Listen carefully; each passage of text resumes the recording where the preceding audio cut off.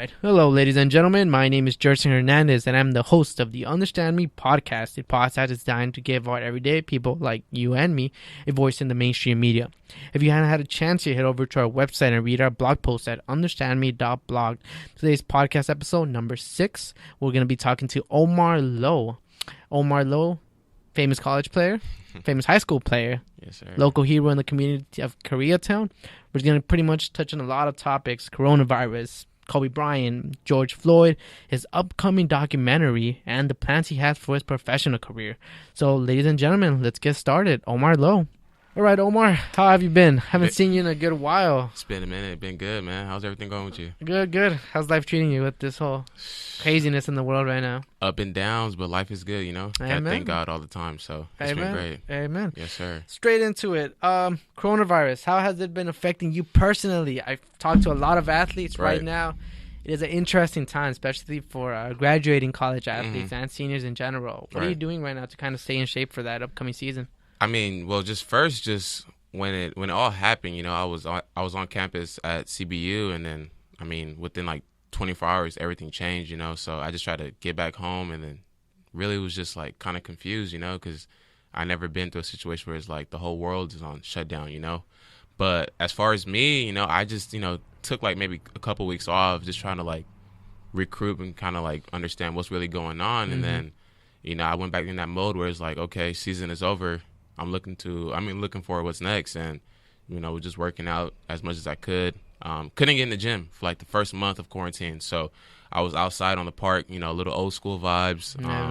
You know, shooting on the trash can and just really doing outside workouts, you know, push-ups and that type of stuff. So running a lot.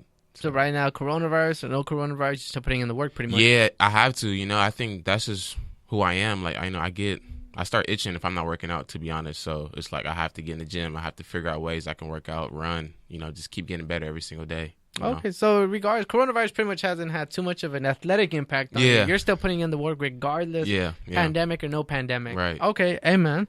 Now, another thing that's pretty much been going on lately, and a lot of people have been talking about it, is George Floyd incident. Yeah, George Floyd incident, an immense, monumental moment in history. Right. What are some of your thoughts regarding that whole Travis?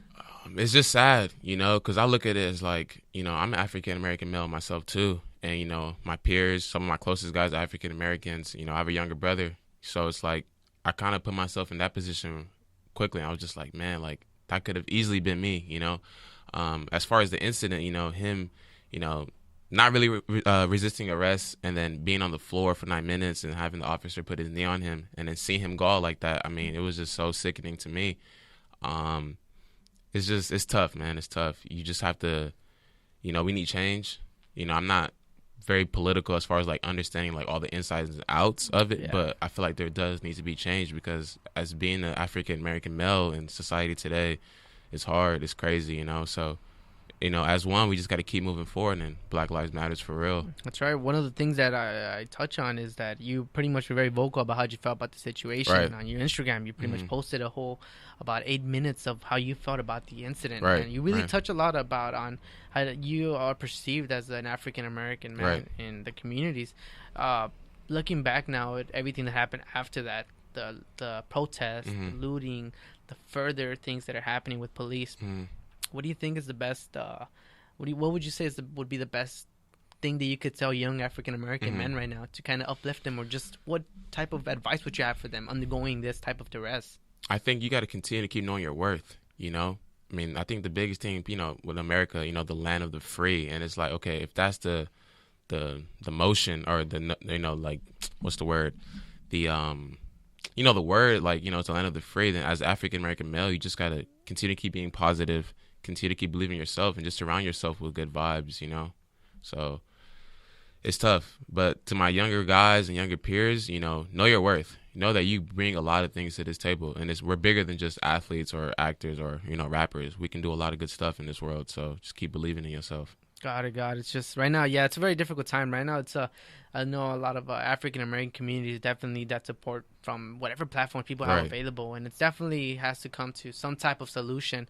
That being said, another thing that's been happening lately, it's tragic as well. We lost a very heroic athletic figure on Kobe Bryant in the most recent passing. how did that affect you personally as an athlete that grew up with the Mamba mentality of putting in work? How did that affect you personally when you heard about the story? I'm not gonna lie, man. I was sad, and it's crazy because I was in the gym that morning. Like, I was in the gym that morning, and I got the news from one of my close guys, or one of my teammates actually, on our group chat, and they were like, Kobe just passed. And I'm like, nah, bro, Kobe didn't just pass. What you mean? And then you start going on your social media, you start having phone calls, and it's like, wow, we just lost somebody of that nature, you know, and sad. I was in the gym, like, bro, I sat in the gym for, like, the rest of the day. I got to the gym, like, maybe 9 a.m., and then when the news came out, I just sat in the gym, bro. Yeah, what did Kobe Bryant mean to you? Personally, it was just mentality, working hard, really. You know, when I really came into the game as far as basketball, I mean, Kobe is all I really watched. That mentality, the way you approach the game, the way you come in the game, and it's like, I want to dominate my opponent. I'm paying attention to all the details, the small little things, and that's just what I really try to pick from Kobe, you know, and it's just sad. But, you know, he's in greater hands, and he's for sure looking down on us, and he'll always be, you know, a big icon in the community of basketball, but really Los Angeles as a whole. Definitely. How have you been applying the Mamba mentality? What do you how can you apply that in your daily life as you have currently? You know, right now, the circumstances that you graduated in are very, very difficult. I think out of right now, probably Mamba mentality is the best manner in which to approach everything. We have the George Floyd incident, coronavirus. How are you using the Mamba mentality to kind of get you through these hurdles at the moment? Staying focused, staying locked in, and keeping your eye on, you know, your long-term goals. As far as the mentality part, is just trying not to get distracted, really focusing on the things that matter the most.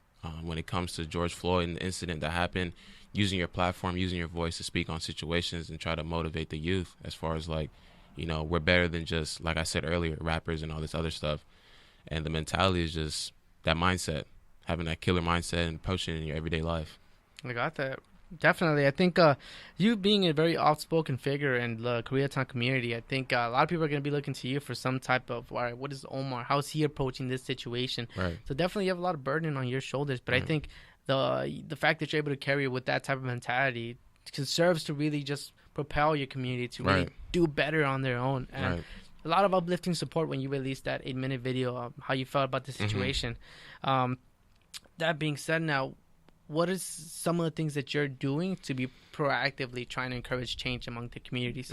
Well, you know, for me, you know, I think the biggest thing was just, I've seen a lot of things on Instagram where it's like, you know, sign this petition here or do this, donate money here. So I've really done my research before I just go out there and just say, oh, yeah, just repost this, because a lot of nonsense out there. But, you know, I got with a group of people that I really trust, and we found a couple organizations and couple of pages that really voiced what's going on in the world and wants to give that money towards the right situation. So whether that's, you know, for police and communities, or more research towards understanding what it's like to police in, you know, minority communities, because that's big. Like, it's not easy, you know. And then just really, you know, my knowledge of what's going on in the world, and then just applying that. Okay, I agree. I think it's you definitely have a big platform. Now, along with that platform, you do have an upcoming documentary coming up. Talk to us about that documentary. What exactly is it? How did it come about? What's the process from zero to now? Man, documentary, well, let me just, like, just, you know, kind of how I even started about it. You know, I'm just in my room, and I'm just, you know, just thinking, like, what legacy are you going to leave behind? What are people going to know you for? If I were to stop playing basketball right now and just be a regular person, nothing's wrong with that, what will Omar Lo be meant for? And with this documentary, it's really telling people, you know, the story that I've, you know, dealt with, and that's coming from high school all the way leading up to my last college game and what's coming to next. And it really just goes into depth with adversity, the things I've dealt with, how I overcame certain obstacles, the different schools, and you're really going to get more of a feel of myself and then my support system around me. Documentary is going to be something that's going to give you an insight of Omar Lo. What did you decide to call it? That Low Kid. How long is it? The documentary? Documentary in general. Documentary in general is going to be about an hour 15. Oh, wow. Okay. How long did that take to film? That must have taken a while. I mean, we started it. Oh, when did we start this? I'll say before season started, right? And then just been, you know, so my school is in Riverside. So every weekend, if we didn't have a game, I'm driving back to LA. I'm filming. I'm editing. getting different clips. And why it took so long, because I needed some of those, CBU clips to put in there, like as far as like how the season went, the behind the scenes stuff. So it was a long process. I would say about 8-9 months, really, really grinding on it. Yeah. And the biggest thing too is that it was self-made. Yeah, for sure. Self-made. Owned. I didn't go out and try to hire a film crew or try to go out and look for somebody to come film. I did everything within my house, and with my close friend James, we just decided to lock in and just really share the story. What are some of the things that people are going to be able to see with this documentary about you, including your legacy? What are some of the footage that they can see regarding you that they wouldn't be able to see anywhere else? Growth, real growth. What it really is to really grind and what you've been through. Small high school, walking on to a Division I school, earning a scholarship, then playing a lot, serving buckets, I should say. But really just, you're going to see the growth. You're going to see growth, and you're going to feel everything from my parents' point of view and from my point of view. How did you feel about it when you first saw the final cut? Looking back on everything overall. I've came a long way, and I've got so much more to go. And to be honest, like, I have so much more untapped potential that I haven't even got to, and it's going to be good. It's going to be real good. What are your release date? Release date? So my birthday is July 1st. So I think the best thing to do is drop it on July 1st. All right, July 1st, ladies and gentlemen. That will be the release date for that Low Kid documentary. Yes, sir. Post-documentary, what else are you up to right now? So right now, I just signed with my agency about a month ago, Worldwide Sports Management.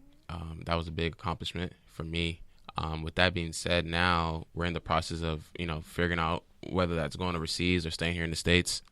As far as overseas, we narrowed down the countries to France and Spain, and we're just kind of locked in on that. And then when it comes to the workouts and whatnot, just in the gym with my trainer, working out, really grinding, and doing all the stuff off the court. How did you decide? So previously, you're probably one of the few college athletes around the Koreatown community that got to that point. Right. In terms of even signing with an agency, how did you make that decision as to which agency to sign with? Yeah, that process is hard, from two standpoints. One, because if you look at my season this year, I started off well, dealt with adversity, right? So the amount of good agencies that are going to be reaching out to you, it's kind of a business. You really got to have some crazy stats, or you got to have some untapped potential that the agency believes in you. That's right. And for me, I had like 10 agencies to start, and then I narrowed it down to like 3.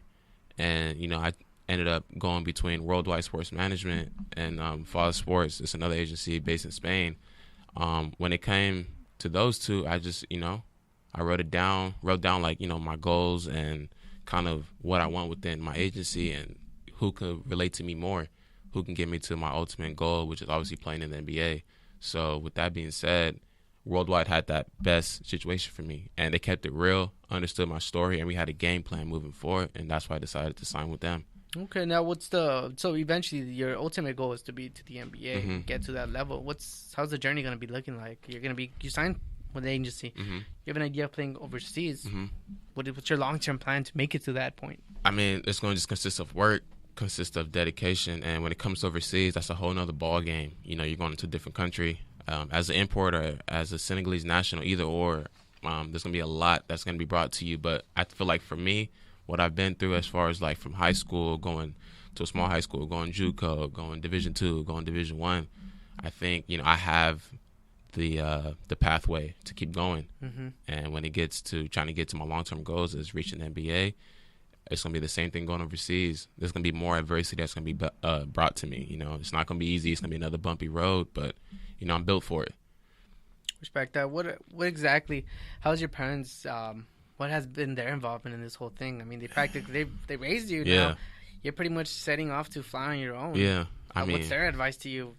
Big shout out to mom and dad. One, because, they're not even from here. They're from West Africa. So they came out here, grinded, like, moved our shop 3-4 times to finally have some type of stability to where it's like, okay, this is where we're going to be branched at. So as far as them, like, they're the ones who really show me what it's like to go through all this adversity, because if they've done it, then why can't I? And they've been nothing but supportive with me, in my corner, helping me make the right decisions. And the biggest thing is supporting me like it was when I first started playing basketball. Okay, what now? That being said, when is it that you exactly are gonna make that final decision and see where you're gonna be playing? Is there a deadline yet, or? There's not really a deadline with what's going on right now as far as coronavirus and with the league. As far as like overseas and whatnot, realistically, you'll really leave towards like August if I'm going overseas, and then that's pretty much all I really know right now. But for the most part, for me, it's just one of my mentors always told me, you know, you never want to. Whenever that phone call, you know, gets me, or whenever my agent calls me and tell me what the situation is, I'm ready to go. So I'm not just waiting around. I'm ready to go when whatever it is. You know? I see. Now, now in terms of that, big thing just happened in college basketball.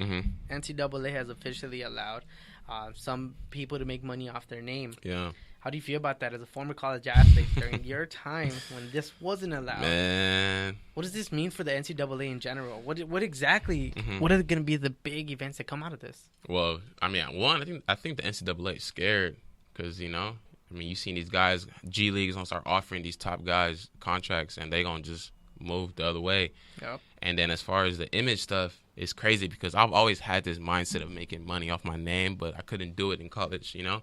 So if I were to go back and do this whole that low kid in college, I feel like I would have profited off my name so much. But for the NCAA, I feel like it's good, man. You know, they're making trillions of dollars every year. So, bro, let the kids, you know, get some money. And yeah, that's true. They swear, I mean, obviously education is key, but they swear education and a little stipend check is going to get it done for you. Like, you know, like we need more money than that. And yeah, especially with the grinding season that you guys have. Man. That's one thing that I've always, like, a lot of people are always confused about. So initially when these things were happening, a lot of people were saying, well, their college education is being paid for. What's the misconception people have when they say that? They just think, like, because your college being paid for, that, like, everything is good. Like, oh yeah, you got your college, you got school paid for, so yeah, you have to wake up at 6 a.m. and go work out and then go to sleep, go to class, don't miss a class, then oh yeah, wake up again at 2. And like, bro, like, a lot of people just, I don't know, it's something about athletes, they just have a problem about it. Like, and then, like, you know, this happened to me a lot at school. Like, oh well, the basketball team gets everything. You know, they get all the gear, they get all the cool gear. You know, I'm at a Division I school, so you guys get all the gear. You guys have all the fans. There's a lot of stuff that goes into it that you guys really don't know, and you know, it's just, I think people just got to get more educated. Yeah. You have to live your life as a Division I basketball player to really see what the grind is like, and then be like, oh, well, they need some more money then, you know? Yeah, that's true. On our last podcast, we touched a lot on your work ethic, what you would do on a daily. A lot of great feedback on that podcast. One of the things that a lot of people wanted to know, a lot of the younger youth want to know, is what exactly did you do to get from point A to now? So starting in high school. So first off, touch on your just workout wise. What exactly would you do to get you from point A to point B? Freshman, you were sort of okay JV level. Yeah, JV level. And then senior year, it's like everybody's just looking at you, Omar. Bro. So what exactly did you do during that whole process to actually get better? What do you remember some of the workouts? Do you remember anything in general? I'm telling you, I stole game off YouTube. I swear. Guys that I like, Dwayne Wade. Who did I like? Dwayne Wade, Kevin Durant. I went on YouTube, watched their moves for like hours, go outside, copy it, do it 1,000 times, and just implement it. And then, bro, honestly, I was just so focused. Like, I still like was a kid doing funny stuff, ding dong dishing, doing all the crazy stuff. But when it came to basketball, like, bro, I was just tapped in differently. Like, I knew this is what I wanted to do when I first started. At what point did you feel you knew that? Like, at what point did it hit you? This is what I want to do. Everybody has that moment where, like, that's a revelation. What moment hit that for you? I think I had it twice, but I remember that game against View Park when it was a JV game, and I hit, like, the shot, like, on the top of the key. It was, like, a mid-range shot. Right. Bro, when that went in, and we had so many fans for a JV game, and then once varsity came and played and nobody watched, that's when I knew it was like, bro, I'm going to do this basketball stuff for real. And I just wrapped it up like, yeah, this is going to be me. You know? Okay. So, and then what was the second part? Second moment? Oh, man. Wow. I think just getting Division I. Yeah. Like, I think, like, really getting there. Because so many people said I couldn't do it. Like, they looked at me funny. Like, when I told them, like... That's right. I remember that. When I was going JUCO out of high school, like, oh, yeah, he's going to a community college up in Seattle. Like, what's out there? And then when I went Division II, oh, well, you know, it's Division II. And then when I told my Division II coach, like, yo, bro, I'm leaving. Like, I'm betting on myself. I'm, you know, in my room emailing 300 schools. Like, you know, my name is Omar, blah, blah, blah, blah. Like, I want to play at your school. Laughed at me. When I got to CBU, the first 6 games, having like 15-9, 12 against Cal Berkeley, like really proving that I belong on the Division I floor, it was over with, bro. Like, I just knew, like, I belong here. Shut the haters up. Shut the haters up. That's one thing that also you were touching on. Like, you emailed a lot of people to get to that Bro. college. How exactly did that even go on about? So you worked out a lot, obviously, after your high school year. So for anybody that's graduating that really wants to play college sports, what exactly was the steps that you took to get to that point? First off, to even get recruited by a college, what were the steps you took personally? Well, you know, I was under-recruited. Only school I had called me was that junior college. So besides that, I got myself everywhere I've gotten. I've put myself there throughout just getting on a computer. Literally, I'll go on a computer. I'll go to all Division I schools in California because I knew I wanted to only stay in California. I wasn't trying to go anywhere else. I want to stay in Cali. That's right. So every Division I school, I went through, copied and pasted every coach on their athletic directory, copy and paste the same exact email to every school. How does it sound like? Hello. Okay, so smart thing I figured out. When you're titling your subject, I put 6'9" guard, you know, because I have guard skills. So I put 6'9" guard. So when the coach looks at it, hold on, 6'9" guard. So I said, hello, my name is Omar Lo, Los Angeles native, played at JUCO, played here. Below here's my highlights, you know, little descriptive about myself. That's right. Copy and paste. And low key, bro, I had like Colorado hit me back. I had Gonzaga hit me back. I had a lot of big schools hit me back, but obviously none fell through. But to even see that they even opened my email, it was like, okay, they know something's clicking. Definitely. Here. What was some of the responses that you got from that? Because that's some inside stuff that only you had to deal with. Exactly. Portland, University of Portland, Ben Johnson called me literally like 5 minutes after I sent the email. He was like, Omar, I love your film. Like, I want to get you up here on a visit. Gonzaga called. They called my JUCO coach. Swear to God, I'm not here to lie. They called, and they were like, we love Omar's game. That never fell through. Yeah. It was just crazy, bro. God, yeah, because that's one of the things that you were mentioning last time is that you used to have to literally sit down, type an email up, and send it to 300 coaches. 300. Without even knowing that they can reply or not. Exactly. But the fact that you even went for that and tried it out just speaks testament to your character. And I think one of the things that brings about the focus is that you just kept being consistent. Biggest thing. A lot of people are always going to tell you no matter what. It's always going to be a no. But eventually when you get that one yes, that changes the whole game for you. The game. How'd you feel when you got that CBU? It was lit. Because, I mean... How did you feel, actually? Because, you know, that's you were doing it for a while. That was end goal. Since high school, since 8th grade, like that was your end goal. How did you feel when you finally said, all right, that's it. It's in the palm of your hands now? It was just funny because I played against CBU. And I went off that game. Yeah. So they already knew who I was. Oh, okay. Nice. So when it fell through, you know, signed the dotted line, all that stuff, and then I was just like, oh shit, like I'm really here. I'm on a Division I floor. And then played my first game home, and I was like, oh, and I scored that first bucket like in the first like 30 seconds. I'm like, oh, like damn, I'm really here. And then you look around, you got 5,000 people in the stands, and they screaming Omar Lo, like they on your side. It's like, oh shit, yeah, I made it, and it was just crazy. Who's the first person you called once that happened? Well, my mom came with me on a visit, and my mom, big energy, was smiling, laughing. Yeah. And then as far as phone call, I think it was my dad. Yeah. No, my bad. Take it back. My little brother. Oh, okay. Let him know. I said, bro, your bro's going D1. Wow. I told him just like that. He said, for real? I said, yeah, bro, for real. So I try to really share those moments with my little bro because I feel like he's the next one up. So yeah, no, definitely. You know? And it's not something that only he can experience right. with his older brother. Right. I think it's just the mentorship aspect of it. Big. So now after you made it there, like, what's one of the things that was kind of like a big revelation to you that you can probably share with people that are getting into that college atmosphere? School, sports, how'd you mix both of them in college? Time management. You know, people are going to say I'm a nerd, but having a calendar and writing out, okay, I got class this time, workout this time, I'm going to get up extra shots at this time, and just having a game plan. So when it came to balancing school and basketball, I just try to be a GOAT on and off the court, to be honest, at it. And, I just locked in. I made a schedule, time to play 2K, time to play games, and just went about it like that. Looking back now, what are some of the things you wish you could have done better, either in college or in high school years, just to prepare you for this lifestyle that you're in right now? I would just say maybe early on paying attention to more details.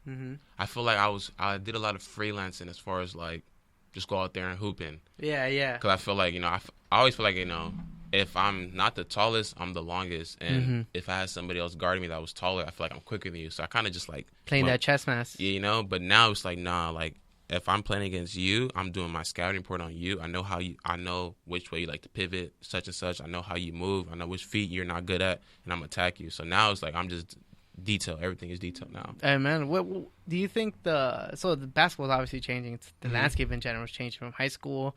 So do you think it's a good idea or a bad idea to have a lot of exposure on these high school kids, or when they're young, middle school probably, AAU middle school?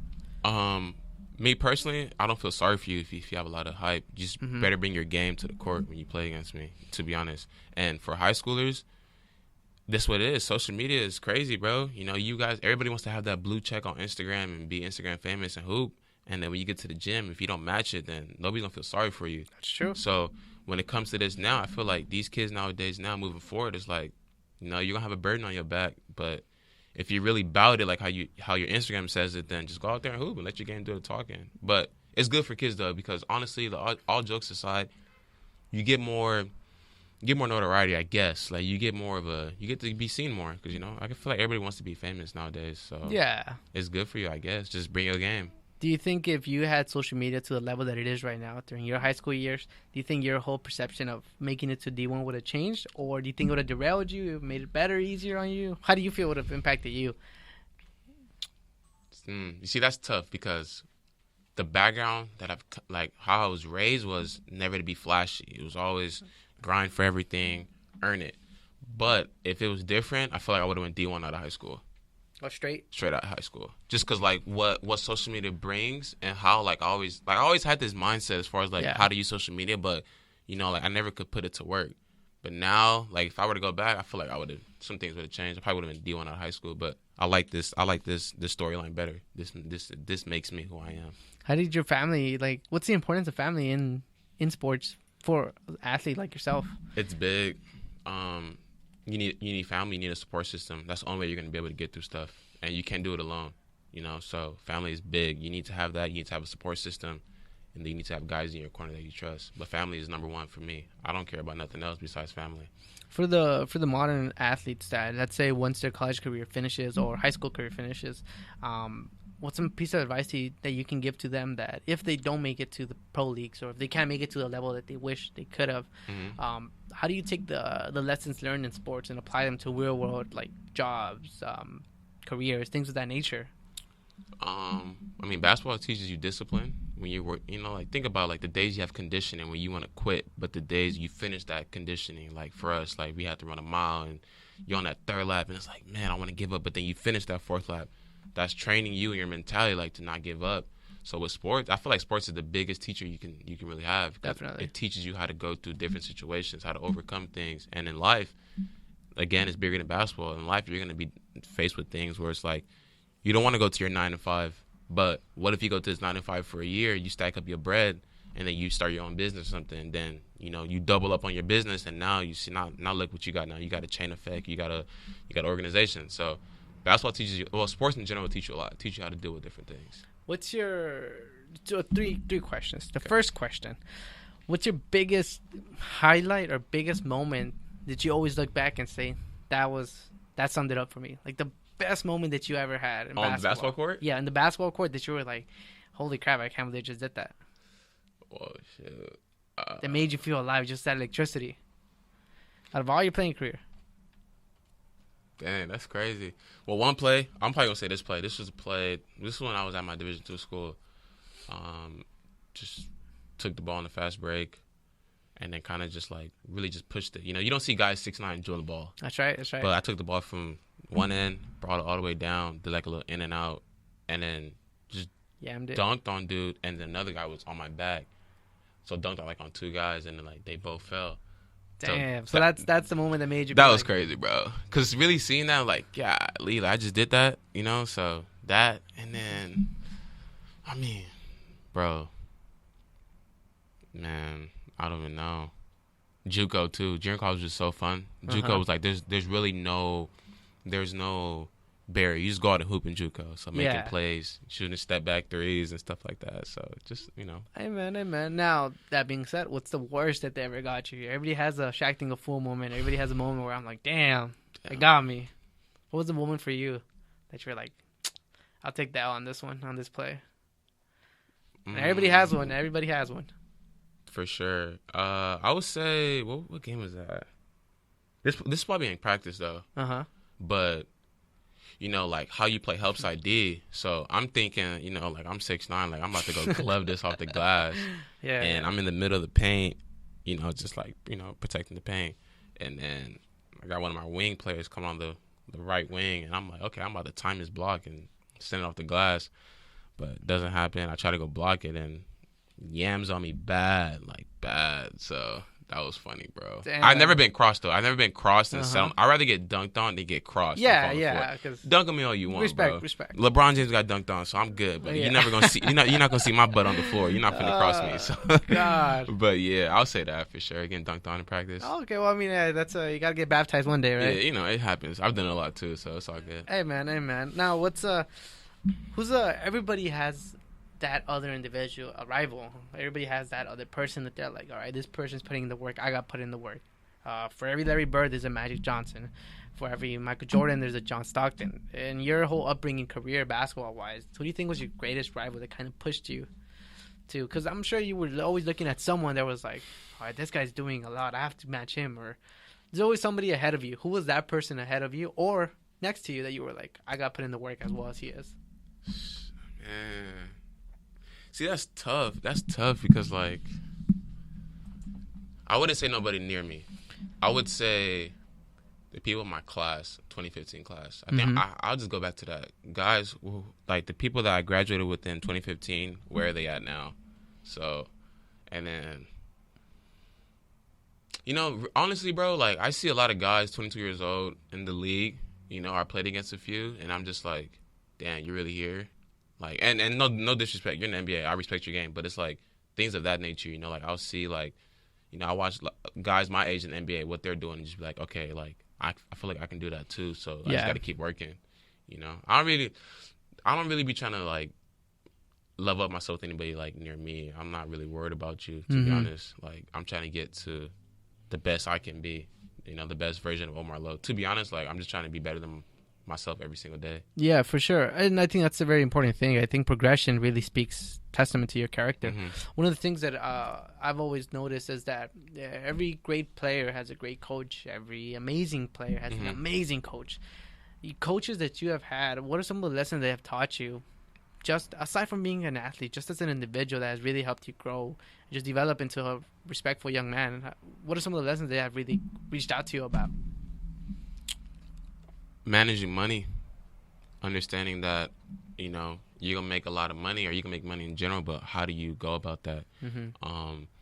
Are you investing? You know, not just blowing your money on designer stuff, you know. And I feel like that's the biggest thing, because that's more than just basketball. It's kind of like just life, you know, because the life after basketball is like, okay, I have money saved up. What am I doing with this money now? So for sure, I think just the investing part of money and whatnot.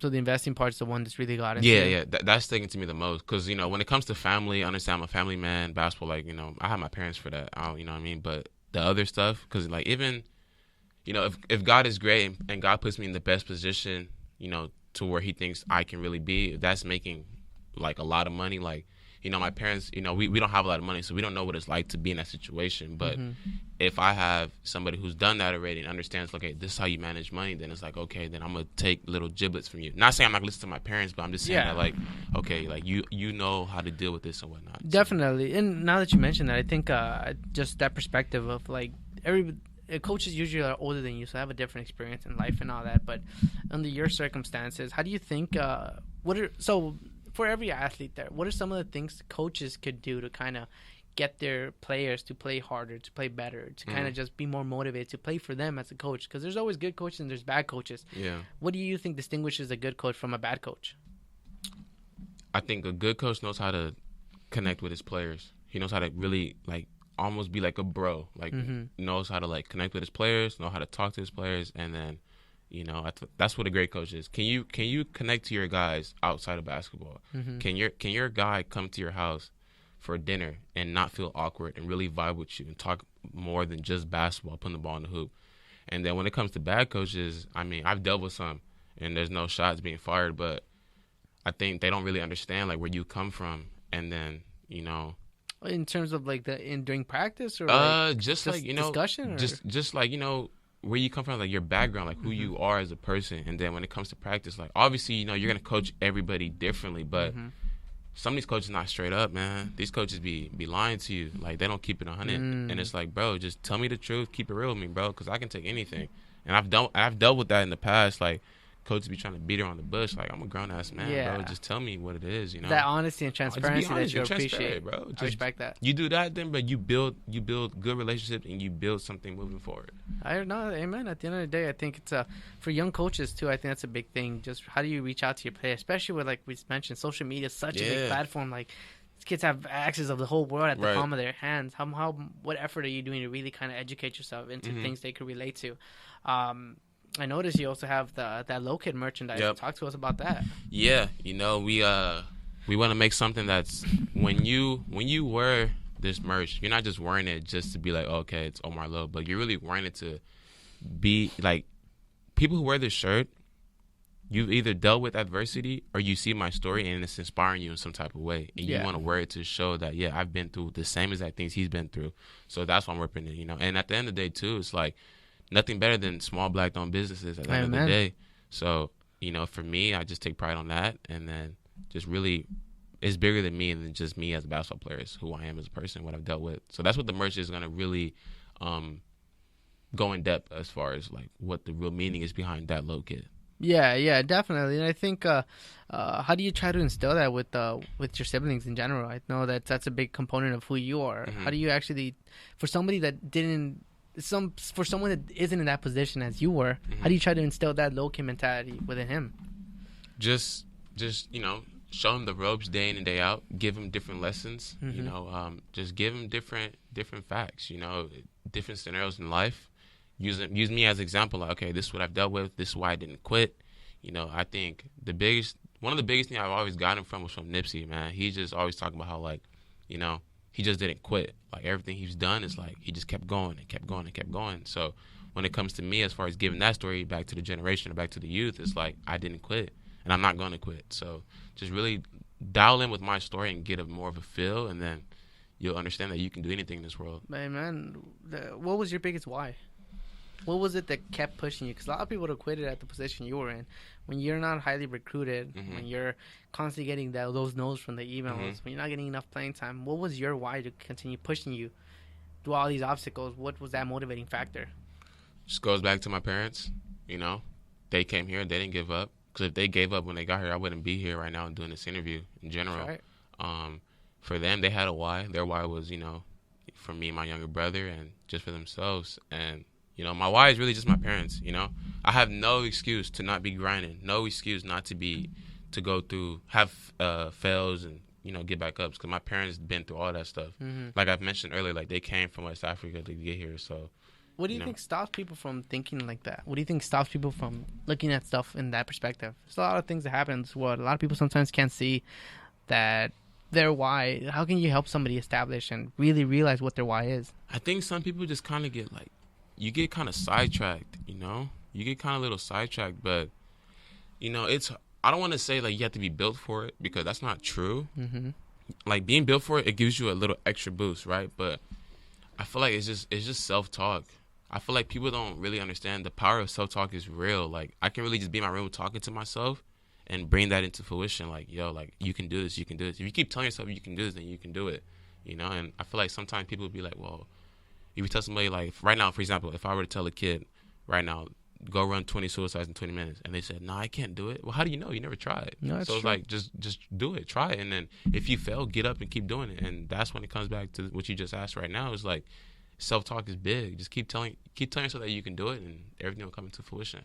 What about the haters when they're pretty much telling you like, oh. I love the haters, man. I swear I love them. They're low-key, like, I love them, bro. If I had the opportunity, I would give every hater a front row tickets to come see me play. Every coach, every player that said I couldn't be here, I'll be more than welcome. Just send me a text or DM me on Instagram. I'll be more than welcome to let you come see me play, because I love it, bro. Because if people hate on you, then you're doing something right. That's right. That's true. Not everybody can support you in the way that you would like it to be. And dude's been hating, but it's okay. I love it. No, that's true. That's the one thing. Shout out to all the haters. It's unfortunate, and I think it's especially for now that social media is so transparent. Like, you can put your dream out there in a matter of seconds, and you can get them in a matter of seconds as well. Support and a bunch of hate. Man, I been getting hate on the documentary. They were like, "Oh, you talking bad about certain schools?" No, I ain't talking bad about schools. I'm keeping it real. This documentary is real, authentic, and there's no gimmicks in this documentary. You guys gonna see what I've really been through. No, that's true. I think what's now that you're how old now? 22. 22. Wow, that's crazy. Time flies, doesn't it? Big 22. What do you have in store for pretty much up to like 30? What's the plans for you? Plans to me is just keep getting better, wiser. I think the biggest thing to me, aside from all this stuff, is continue to keep being a family man. Because eventually, I feel like I want a family. I want to, have little Omars running around, but just have that stability.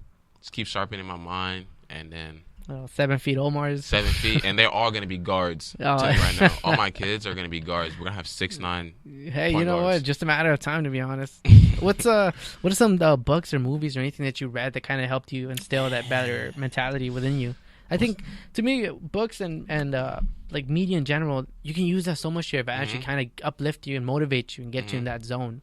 To you, what are some of the things that you did or read that got you to that point? Think and Grow Rich by Napoleon Hill. That's right. Shout out Kerry Carter, my grad assistant coach from CBU. Nice. He put me on that book. That book just gives you a different mindset in life, and just it moves you in a different direction. So I love reading books like that. So what was it about that book that really got you that compared to, because what was it? Why would the coach give you that book in a sense? He knows the next chapter I'm about to go into. So this book gives me the insight of what is really about to go. I see. And I have one more book. I'm not going to say the word, but it's The Art of Not Giving an F. Oh, that's right. Mark Manson. That's right. Yo, that book, I swear, I feel like he wrote that book about me, bro, to be honest, because I really don't give about what nobody says. And what that book is really trying to tell you is, like, how you go about in life, just have that mentality, to be honest, and you can get anywhere. No, that's true. I think that's two big things. I think one really touches on the financial side, investment side. The other one encourages more on the deal with haters. How do you deal with the negativity in life? Do you let it get to you, consume you, or do you just brush it off and say, all right, I'm going to keep it moving? But, I commend you. You really progressed throughout this whole time, and it's crazy just looking back at all the time. But I want to read you something that you wrote in 2015. Okay. And it says something that you wrote once you were about to graduate. Oh, damn. I'm a young African-American individual, class of 2015, who has dreams of playing at the collegiate level, no matter what division. I want to have a successful 4 years in college so that I can have a chance to play in the NBA.